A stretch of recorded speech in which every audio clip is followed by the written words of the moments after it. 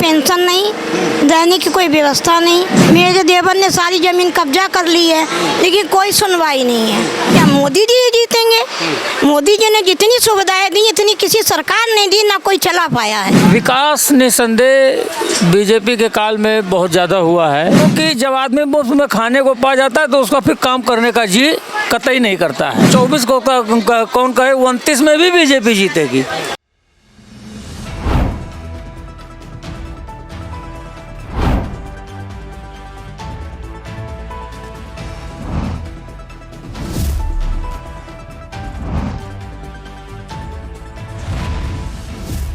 दुनिया के सबसे बड़े लोकतंत्र के महापर्व के आगाज के साथ साथ बीते 19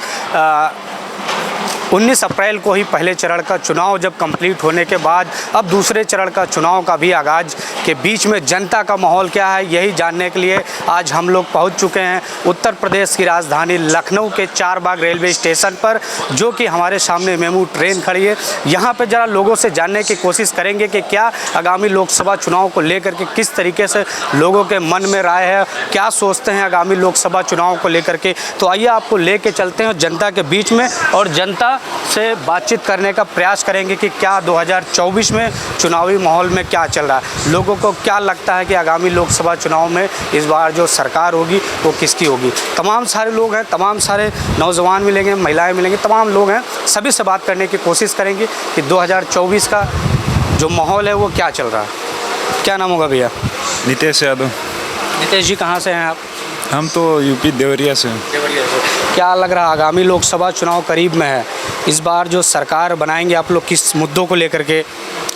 मुद्दे तो वही रहेंगे, मतलब महंगाई ज़्यादा हो गई, बेरोजगारी भी मतलब बहुत है, तो जो इन सब चीज़ों पर काम करे उसके लिए सरकार बनाया जाएगा।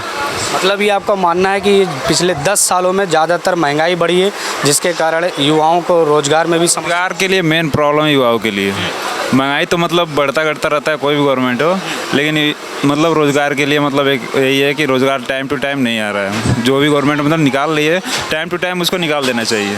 इस बार जब वोट देने के लिए आप लोग पहुँचेंगे तो क्या मुद्दे होंगे, क्या लगता है किन मुद्दों को लेकर के आप लोग वोट करने की तैयारी है? देखिए युवाओं के लिए तो वही रोज़गार और जो विकास हो अच्छा है उसके लिए। हाँ।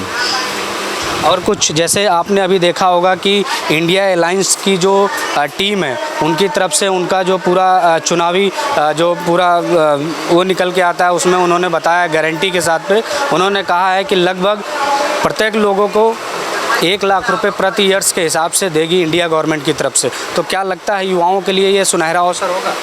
हाँ सुनहरा अवसर होगा, और अप्रेंटिस तो सभी कराते हैं मतलब, लेकिन अभी अपने तरफ से मतलब एक प्रोपेगेंडा अपना जो जारी किए हैं, ठीक है, अच्छा ही है। मतलब ये राहुल गांधी जी ने जो किया है ये बढ़िया। हाँ ठीक है। अच्छा। और भी जरा लोगों से बातचीत करने की कोशिश करें। क्या नाम है माता जी आपका? मेरा नाम किरण है जी। मैं कानपुर से हूँ जी। और मैं एक गृहिणी हूँ, घर ही में रहती हूँ। मैं बुजुर्ग हूँ, मेरी अभी तक कोई पेंशन नहीं, रहने की कोई व्यवस्था नहीं, और जो भ्रष्टाचार के बारे में कह रहे हैं आज भी वो भी फैला हुआ है। मेरे देवर ने सारी ज़मीन कब्जा कर ली है, लेकिन कोई सुनवाई नहीं है। और मैं इसके लिए दौड़ धूप कर रही हूँ, कहीं भी जाती हूँ तो बस यही बोलते हैं कि नहीं नहीं ऐसा कुछ नहीं है, मेरे पास कोई इसके लिए सोल्यूशन नहीं है, मैं कुछ नहीं कर सकता। और मैं परेशान होकर मैंने मुकदमा भी लगाया है, लेकिन वहाँ भी खाना पूरी हो रही, कोई मेरा काम नहीं हो रहा है। और मैं परेशान हूँ, मैं विधवा हूँ, बुजुर्ग हूँ, मेरे लिए कोई सुविधा नहीं है।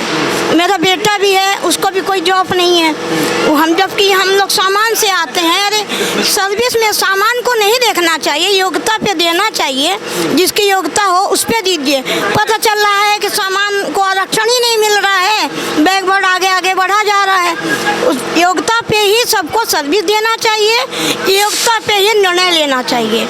ये बिल्कुल बात सही है कि योग्यता के अनुसार ही सभी लोगों को शिक्षा भर्ती हुई है। तमाम सारी जो भर्तियां होती हैं आज के समय में उन मुद्दों को लेकर के माता जी का चरण है। मगर मुझे ये बताइए 2024 चुनाव भी करीब में है, क्या लगता है इस बार कानपुर का माहौल कैसा रहने वाला है? कानपुर का माहौल माहौल क्या मोदी जी ही जीतेंगे। मोदी जी ने जितनी सुविधाएं दी इतनी किसी सरकार ने दी ना कोई चला पाया है। और मोदी जी ने गरीब अमीर सभी को देख के सबको लेके चले हैं, उन्हीं ने प्रोग्रेस करी है। अभी तक जितनी पार्टियां आई हैं मेरे को नहीं लगता है कि किसी ने कोई उन्नति करी हो, कोई उन्नति नहीं हुई है। मोदी जी की सरकार में कम से कम स्वच्छ भारत देखने को तो मिल रहा है। और आज तक जो भी आई हैं भ्रष्टाचार भी में रहा, इसमें कोई भ्रष्टाचार नहीं है। औरतें भी लड़कियां भी सब आराम से निकल रही हैं, कोई गुंडागिर्दी नहीं, कुछ नहीं है। मोदी जी की कौन सी ऐसी योजना है जिससे महिलाओं और आपको व्यक्तिगत तौर पे सबसे ज़्यादा लाभ मिला?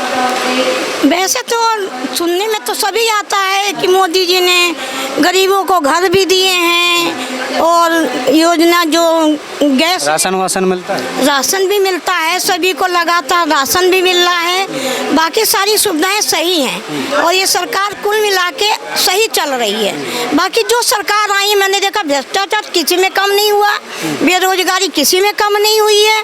जो आ रही है वो बस चल रही है किसी तरह से। और जो मोदी की सरकार है वो उसने अच्छा काम किया है।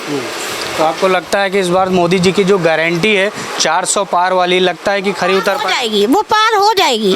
और हम सब लोग सहयोग करेंगे। कानपुर में मोदी जी का हम सब लोग सहयोग करेंगे। जितना अच्छा उन्होंने चलाया है कोई सरकार नहीं चला पाई है। बिल्कुल, जरा और भी कुछ लोगों से बात करने की कोशिश करेंगे। नौजवान भी हैं हमारे साथ, तमाम लोग हैं, जरा उनसे भी बात करते हैं कि आगामी लोकसभा चुनाव है सर, क्या लगता है किन मुद्दों को लेकर के इस बार वोट करेंगे? मुद्दा तो कोई है ही नहीं, मुद्दा हो तब करें ना। शिक्षा हुआ, नौकरी हुई, कोई मुद्दा ही नहीं है। ये बिना मुद्दों के चुनाव हो रहा है। मुद्दा आए तब करें ना। हमारे तो मुद्दे यही हैं, रोज़गार हो, शिक्षा हो, हॉस्पिटलिटी सही हो, कोई भी मुद्दा नहीं है ऐसा। सारा का सारा तरफ से जो चुनावी घोषणा पत्र जारी किया गया है उसमें उन्होंने 30 लाख नौकरी की भी बात कही है, तो क्या लगता है कि उनकी इस ऐसा करते हैं तो बहुत अच्छा करते हैं, बहुत बढ़िया है ये चीज़। नौजवानों के लिए, बेरोजगारों के लिए रोज़गार मिलेगा, इससे बेहतर क्या चीज़ हो सकती है। राहुल गांधी जी की गारंटी इस बार जो लेकर के आए हैं खड़ी उतरेगी? देखते हैं क्या होता। वोट तो राहुल परिवर्तन के बिल्कुल परिवर्तन, युवा परिवर्तन के मूड में है। तो जरा और भी कुछ लोगों से बातचीत करते हैं, जरा जानने की कोशिश करेंगे। क्या नाम होगा सर आपका? सत्यम अग्रहरी। जी, क्या लगता है आगामी सर लोकसभा चुनाव में करीब में है, युवा इस बार किन मुद्दों को लेकर के वोट करने जाएगा और क्या उनकी राय हो? युवा तो अपनी जॉब को देखेगा कि जिसको जो भी सरकार इसको जॉब दिला सकती है उसको वोट करेगा। और कहीं ना कहीं वो भी प्रभावित होते हैं कि हमारे समाज में चल क्या रहा है। तो अभी देखा जाए तो आगामी सत्र में तो बीजेपी आती दिख रही है। कांग्रेस उतना प्रभावी रूप से कुछ कर नहीं सकती क्योंकि 55-60 साल उसने राज किया है, आज तक मतलब गरीबी तो हटा नहीं पाई है। और अभी भी आप उसको देखेंगे रिपोर्ट कार्ड में तो उसने कहा है गरीबी हटाएंगे। बताइए, आपके जो माता पिता रहे हैं, दादा दादी रहे हैं, वो भी तो गरीबी हटाने का नारा दिए थे, काहे नहीं हटा पाए। तो कहीं ना कहीं इसका प्रभाव पड़ता है। आपको लगता है कि कांग्रेस सरकार ने पिछले 60 सालों में जिस तरीके से गरीबी हटाओ का नारा दिया वो कहीं ना कहीं खोखला साबित हुआ है कि जो आज? बिल्कुल खोखला साबित हुआ। और ये भी देखिए कि अगर शिक्षा की बात कर लेते हैं तो भाजपा में लगभग दोगुने हो गए हैं, IITs दोगुने हुए हैं, एम्स बढ़े हैं और जितने मेडिकल कॉलेज हैं उनकी संख्याएँ बढ़ी हैं। आखिर किसके लिए? युवाओं के लिए तो है। जब तक उन्हें बेहतर शिक्षा नहीं मिलेगी तब तक कहाँ से वो अपॉर्चुनिटी पाएंगे अच्छी जॉब पाने की। तो सबसे पहले इंफ्रास्ट्रक्चर भी तैयार हुआ है उस हिसाब से। अब देखा जाए तो सेमीकंडक्टर जहाँ भी बनने वाला है, ठीक है, वहाँ पे भी बच्चों को नौकरी मिलेगी। तो इन सब चीज़ों को प्रभाव पड़ा है और कहीं ना कहीं बीजेपी का उसका मतलब फ़ायदा मिलेगा। मतलब बीजेपी को इन सारे मुद्दों को लेकर के आज कुछ ना कुछ फ़ायदा होने वाला आगामी लोकसभा चुनाव में, यही देखिए, खोखली चीज़ों पे ऐसे किसी के कहे सुने हम लोगों को नहीं निर्णय लेना चाहिए। पहले आप उसको ऑब्जर्व करिए अच्छे से, उसका प्रभाव कहीं पड़ता है मतलब अच्छे से। और रही बात यह है कि शिक्षा के अगर आप शिक्षा देख रहे हैं युवाओं के लिए तो बेहतर सबसे बढ़िया चीज़ शिक्षा ही है। तो एम्स बढ़े हैं, नीट मतलब आपके नीट के लिए कॉलेज बढ़े हैं, IITs बढ़ी हैं, IIITs बढ़े हैं, उनकी संख्या दुगना हुई है। आपको और क्या चाहिए? पहले शिक्षा पाइए, उसका जो इंफ्रास्ट्रक्चर तैयार हो रहे हैं उन पर अभी देखिए काम हो रहा है। वेदांता, फॉक्सकॉन मान लीजिए तो डील टूट गई थी, बाकी वेदांता का और गुजरात। राहुल गांधी जी की अभी आपने चुनावी मैनिफेस्टो देखा होगा, उसमें उन्होंने ये 1 लाख रुपए देने की भी वादा की है। सारे नौजवानों को प्रति ईयर्स देने का काम करेंगे और साथ साथ में 30 लाख नौकरी। क्या लगता है कि सत्ता में अगर ये आते हैं तो ये खड़ा उतार पाएंगे या कर पाएंगे? देखिए, ऐसे देखा जाए तो 80 करोड़ लोग राशन पाते हैं। अगर एक फैमिली में 10 लोग हैं तब भी 8 करोड़ फैमिलीज़ हुई। 8 करोड़ फैमिलीज़ को आप 1 लाख रुपए देंगे तो कैसे होगा? 8 लाख करोड़ होगा। और वो हमारे 6 महीने का GST मतलब कलेक्शन है। आप कहाँ से लाएंगे पैसा? आप हम ही को तो लूटेंगे। फिर कहीं ना कहीं कुछ प्राइसेस बढ़ाएंगे आप, चाहे अनाज के हों चाहे तेल के हो, कुछ भी तो बढ़ाएंगे। तो आप कहीं ना ऐसे पैदा कर थोड़ी कर लेंगे। इन सब ये मानना है कि ये जो चुनावी घोषणा पत्र हुआ है, अगर ये आते हैं सत्ता में उसके बाद भी अगर करते हैं तो और भी ज़्यादा महंगाई बढ़ने की संभावना। क्या लगता है सर आपको आगामी लोकसभा चुनाव को देखते हुए माहौल इस बार किसका भारी चल रहा है? देखिए, माहौल मेरे हिसाब से माहौल तो बीजेपी का ही भारी चल रहा है। लेकिन जहाँ तक पक्ष और जो विपक्ष की बात है तो पक्ष विपक्ष तो दोनों के लिए ही रहता है।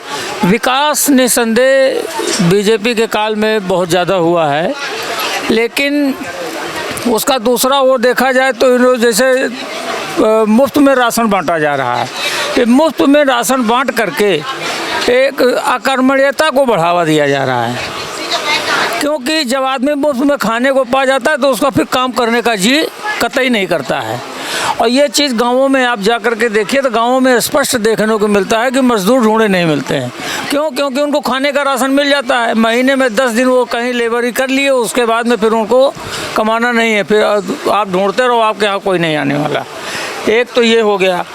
दूसरे, सरकारी तंत्र को ये ख़त्म कर रहे हैं, कारपोरेट्स को बढ़ावा दे रहे हैं। अब कारपोरेट्स को बढ़ावा देने के साथ साथ अगर इनका ये होता कि जैसे समूह का न्यूनतम वेतनमान 18,000 रुपये है तो कम से कम एक कर्मचारी को 18,000 रुपये तो मिलने ही चाहिए।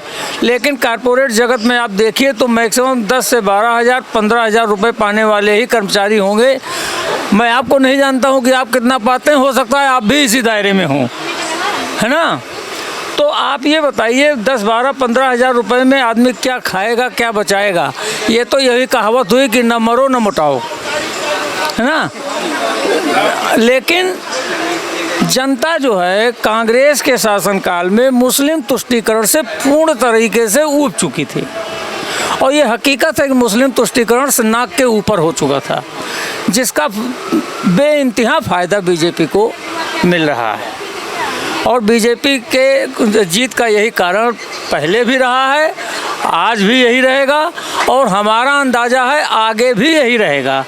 मैं तो अभी से कह रहा हूँ 24 को कौन कहे 29 में भी बीजेपी जीतेगी। ये मानना है आपका कि 29 में भी नहीं? 29 में भी बीजेपी जीतेगी।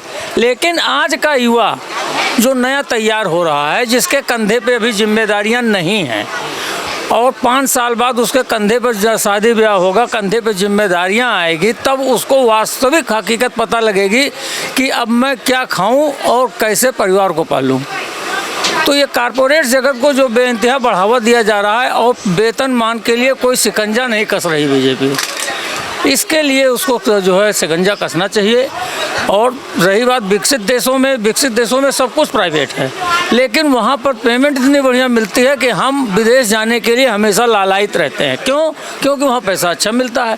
तो वही स्थिति अगर यहाँ इंडिया में भी हो जाए कि कारपोरेट जगत में पैसा अच्छा मिले तो सरकारी तंत्र कोई ज़रूरी नहीं है, प्राइवेट तंत्र बहुत बढ़िया है। आपका मानना है कि कुल मिलाकर के जितनी भी प्राइवेट चीज़ों को किया जा रहा है उसको सरकार को थोड़ा बहुत रोकना चाहिए। और भी ज़रा कुछ लोगों से बातचीत करते हैं, ज़रा जानते हैं सबकी राय, क्योंकि सभी लोगों की अलग अलग राय होती है, अलग अलग विचारधाराएं होती है, उसी हिसाब से सभी लोग सोचते हैं, विचारते हैं, समझते हैं। और ज़रा तमाम सारे लोग हैं उनसे ज़रा जानने की कोशिश करेंगे कि क्या आगामी लोकसभा चुनाव को लेकर के क्या माहौल चल रहा है, लोगों के बीच में क्या चर्चाएँ होती है। क्या नाम होगा मैम? सुधा गुप्ता। क्या लगता है आगामी लोकसभा चुनाव करीब में हुआ है, इस बार महिलाएं किन मुद्दों को लेकर के वोट कर रही हैं? तो क्या बताएं, जिसका चल रहा है उसी को देंगे, जिसका नाम चल रहा है उसी को देंगे हम। इसका नाम चल रहा है बताइए तो हमको भी। चल रहा है मोदी को देंगे। मोदी जी का चल रहा है। हाँ, महिलाओं के लिए सबसे अच्छा काम कौन सा है? सभी ये काम अच्छा कर रहे हैं। आयुष्मान कार्ड बनवाया और बहुत ही सुविधाएं कर दी है बैंकों की, इसलिए वो तो सोचती है लेडीज़ की मेरे लिए अच्छा कर रहे हैं तो हम इन्हीं को देंगे। ठीक है कि नहीं? आपका क्या नाम होगा? संध्या गुप्ता।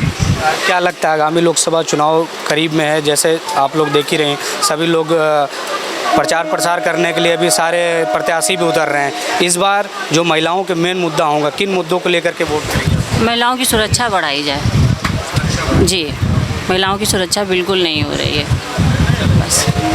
जरा और भी कुछ। देश विदेश की ताज़ा खबर पाने के लिए हमारे चैनल NTV निष्पक्ष को सब्सक्राइब करें व बेल आइकन दबाना ना भूलें।